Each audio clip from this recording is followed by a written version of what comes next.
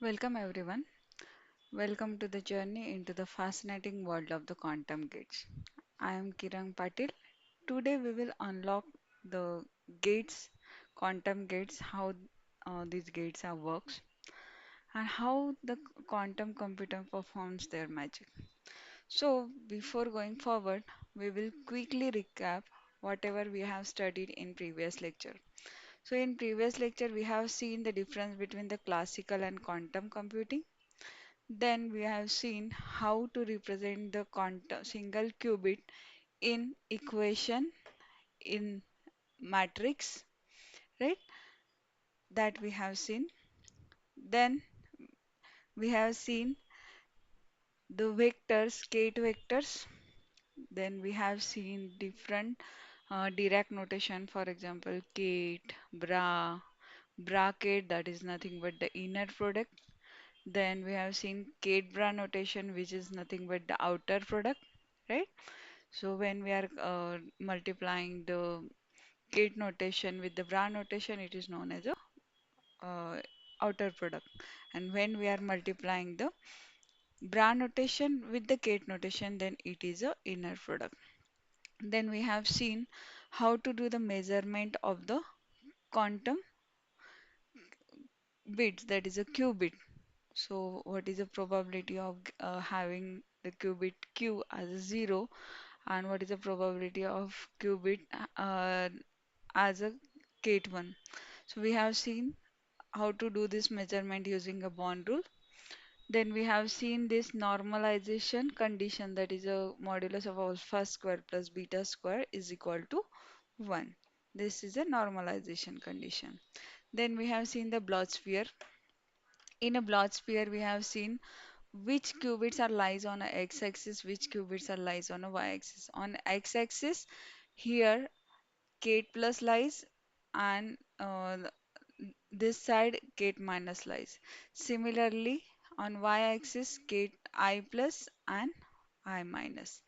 This is the qubit expression equation, which is given by gate q is equal to cos theta by 2 gate 0 plus e raised to I phi sin theta by 2 gate 1, where theta is the angle between the qubit and the basis vector. Here basis vector is z-axis, where the gate 0 and gate 1 lies. Then what is the phi? Phi is the angle between the projection of this qubit and the xy plane. For this xy plane, right? Projection of this vector in xy plane and x-axis. So this is a phi. So that these all things we have covered in a previous lecture. Now we will see the single qubit gates. Now what is a gate? We have seen the gates in the classical computing, right? NOT gate, AND gate, OR gate, XOR gate. So in classical computing, these gates are the basis of all the circuits in the classical computing. All the circuits are made using these gates. Similarly, in quantum computing, we have some basic gates. So there are single qubit gate also and multiple qubit gate also. So in today's lecture, we will try to cover the single qubit gates. Firstly, what is a single qubit gate? So firstly, we need to understand how to represent the single qubit. So if single qubit means only one input, suppose this is a gate and one output, right? So in a classical computer, suppose we will take the example of the NOT gate. What we are doing over here, this is a symbol of the NOT gate. If I'm giving the input as a 0, I will get the output as a 1, right? Single input, single output. So single qubit gates having the single input and single output. So suppose this is a quantum gate, suppose I will name it as A. So whatever input I am giving it, it will give only one output. Okay, so this is a single qubit. Now what is this Gate notation, suppose I am passing the 0, then what this does? This gate is represented in the form of matrix. So it is in a form of matrix. And whatever matrix we have, we need to multiply it with the gate 0, then we will get the output. So before going further, we will understand what is a single qubit representation. What is a single qubit representation?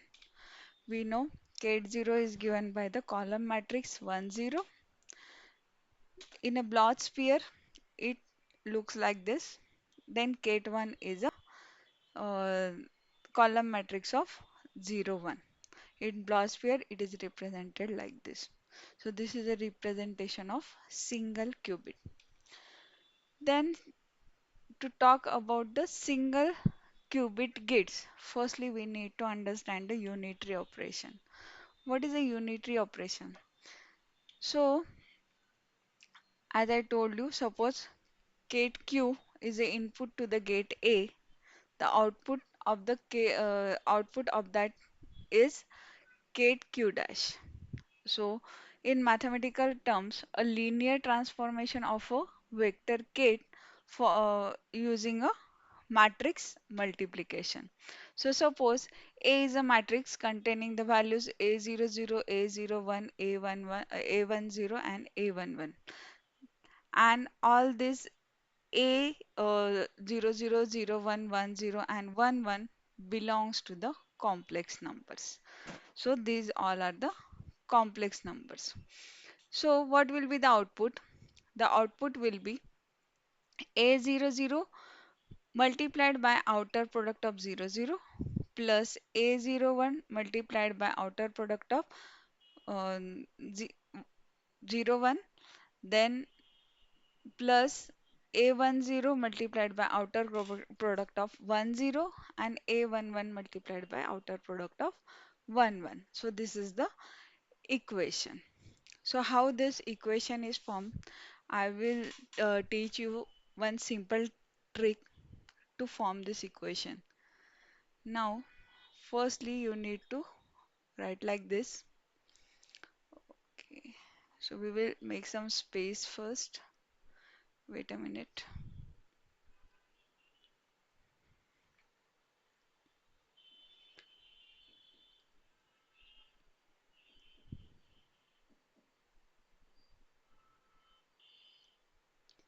So we need to write like this. So whatever matrix, gate matrix you have, you need to write over here. Suppose A00, A01, A10 and A11. Here we will write gate 0, gate 1. Here we will write bra 0 and bra 1. Okay. So to form the equation, what I will do over here, multiply this A00 with this two vector. So how I will write over here, A00 multiplied by gate 0 bra 0. So multiplication of this two, right? Similarly, plus A01 multiplied by, here this is a gate 0, this is a bra 1. So multiplied by gate 0 and bra 1. That is a outer product of the 0 1. Similarly, write for the A10 plus A10 multiplied by gate 1, gate 1 and bra 0, right? So this is a outer product of 1 0 plus for A11, A11 multiplied by Kate 1 bra 1. So this is the outer product of 1 1. So like this you can form the equation for this. Okay, I hope you understand how this equation is formed, right? So from this you can form any equation of the gates. So this is all about the equation. So outer product we have already seen in a previous lecture. Here I have given one example of the outer product, outer product of 0 1. It is calculated by the matrix multiplication of Kate 0 matrix representation and Kate 0 matrix representation into bra 1 matrix representation. As we know that Kate is a column matrix and bra is a row matrix. So it when we will multiply this, so get the get the this matrix 0 1 0 0 0. Then so q dash, which is the output of our gate, is given by the matrix A multiplied by qubit q. So it is easily reversible to denote the output of this uh, gate operation. We can write in a matrix form alpha dash and beta dash, column matrix of alpha dash and beta dash, which is a matrix multiplication of A matrix and qubit q. Then what is a unitary matrix? Now understand us this. What is a unitary matrix? When we are getting A into A dagger is equal to I, then that is an unitary matrix. Means any matrix when we multiply that matrix with the conjugate transpose of same matrix, then we will getting the value as I, then it is known as a unitary matrix. So to understand this, what we will do, we will take one example. Suppose A is a matrix having the value A, B, C, D. So what is the A dagger? A dagger for this matrix? So A dagger for this matrix is A, A star, that is a complex conjugate, B star, C star, and D star. This I have already taught you that how to calculate the A dagger. So when we will multiply A with the A dagger, if it is giving me the matrix as 1 0 0 1, then A is known as unitary matrix.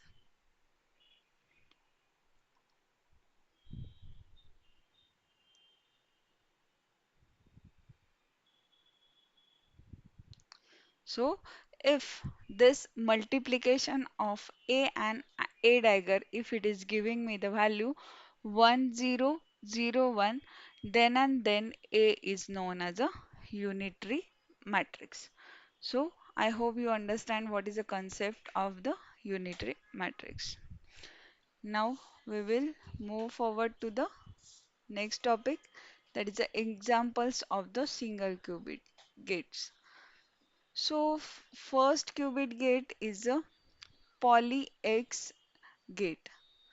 So what is a Pauli X gate, that we will understand. So Pauli is a scientist who has invented these three gates X, Y, and Z. So firstly we will understand what is a Pauli X gate. So Pauli X gate is denoted by this notation, that is a X, and the matrix of this X is given by this matrix 0 1 1 0. So this is a matrix which denotes the X. So as we have learned how to form this equation, now see, if I want to form the equation for the Pauli X gate, what we have written over here, gate 0, gate 1. Here bra 0, bra 1, right? What is the matrix form of the X is 0, 1, 1, 0, right? So to form the equation, so equation for this is 0 multiplied by gate 0, bra 0. 0 multiplied by gate 0, bra 0. So obviously this is 0, right? Plus 1 multiplied by gate 0, bra 1, right? Then 1 multiplied by gate 1, bra 0, plus 0 multiplied by gate 1, bra 1, right? So obviously these two terms are 0. So what we are getting in a equation, outer product of 0, 1, outer product of 0, 1 plus outer product of 1, 0, outer product of 1, 0. So I hope you understand how this equation is formed, right? So this equation we have calculated from this matrix. So this is the equation for the Pauli X gate. Now what does Pauli X gate does? It is the same as the NOT gate in a classical computing. What the NOT gate does? Whatever input it has, it reverses that input, right? So when I'm giving the input to the X as a gate 0, I will get a gate 1. Now we will understand how this happens. So we have seen how to do this. So how I will write like this. I want to operate the X gate on the gate 0, right? Input is gate 0. So to operate the X, what is the matrix form of X? 0, 1, 1, 0. Multiply it with the matrix form of gate 0. So matrix form of gate 0 is 1, 0, right? So multiply this both matrices. What we will get? Row multiplied by column. So row multiplied by column, I am getting value as a 0. Row multiplied by column, I am getting value as a 1. So this is a matrix format of gate 1, right? So this is our output. So like this, the gate operations are done. So this is the when we are operating X gate on a 0.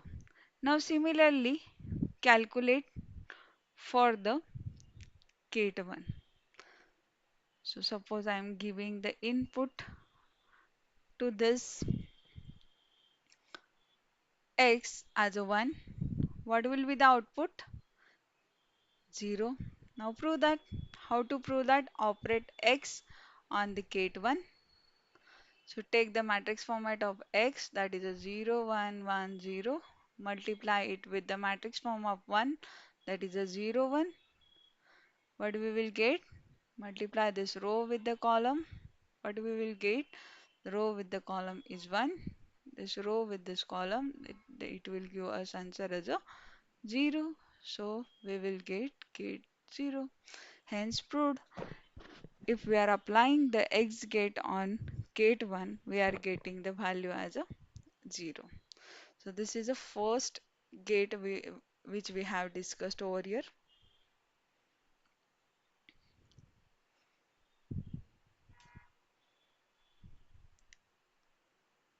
Then next gate is. So this is a block sphere which is representing the 0. So as we have seen, when we are applying X gate on a 0, we are getting output as a 1. Same in a equation form. See, now you can see that when I'm applying the gate 0 on x, when I'm applying the x gate on a 0, it is giving me the output as a 1. Similarly, when I'm applying the 1 uh, as a input, then I'm getting the output as a 0. Here I have written this in a equation form. So in equation form, we can we can also operate in a equation form also. See how to operate that. Now what I have done over here, I have written the equation for the sigma x, that is a x gate. The x gate equation is over here, gate 0 bra 1 plus gate 1 bra 0. That is outer product of 0 1 plus outer product of 1 0. Multiply it with the gate 1. So if I am multiplying it with the gate 1, what I am getting over here, gate 0 and inner product of 1 1. Why inner product? See here the notation is a bra 1. Here the notation is a gate 1. So when we will multiply bra to the gate, it is giving us a inner product.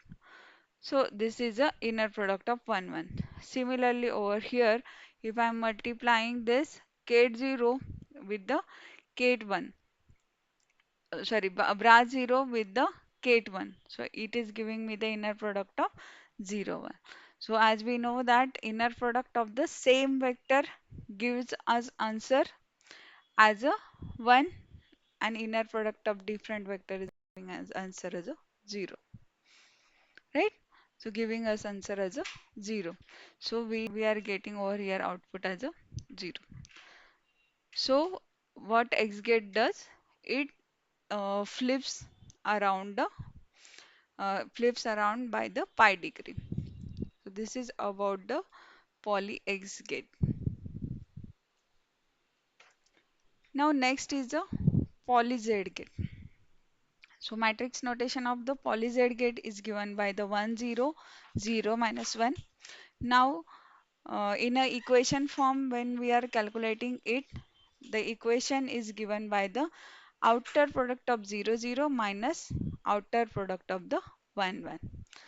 Now same as we have done for the x gate, we can calculate the value of the z gate. Just a minute. Z operates on gate 0 and Z operates on gate 1. So what will be the value of Z operates on gate 0 when we are applying the Z on the gate 0? We will be getting the answer at the gate 0. When we are applying Z on a 1, we will be getting an answer as a -1. So we will be getting the answer as a -1. So what Z gate does, it changes the phase only. Okay. So similarly, as we have operated Z gate on a 0 and 1, we can operate it on the gate plus and gate minus also. So you can explore this thing. You need to just multiply the matrix form of the Z gate with the matrix form of the gate plus. So it will give us the answer as a minus. So what you need to do, simply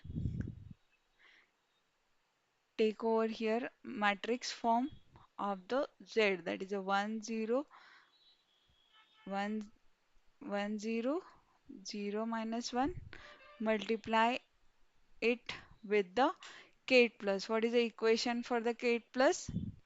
Gate plus is a 1 by root 2 1 by root 2. If you will multiply this, you will get 1 by root 2 minus 1 by root 2.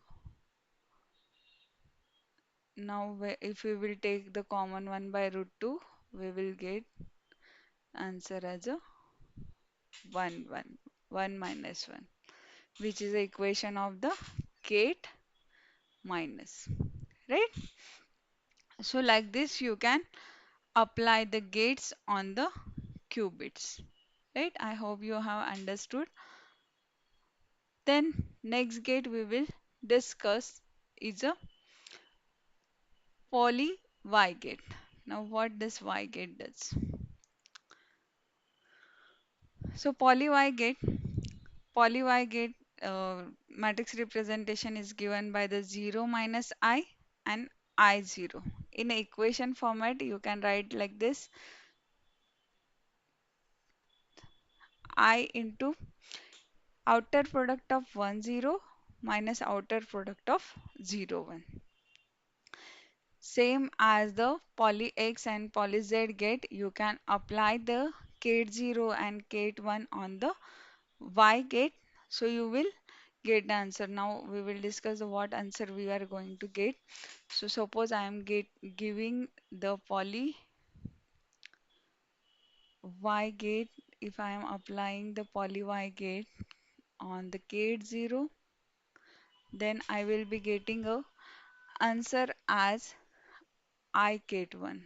I gate 1.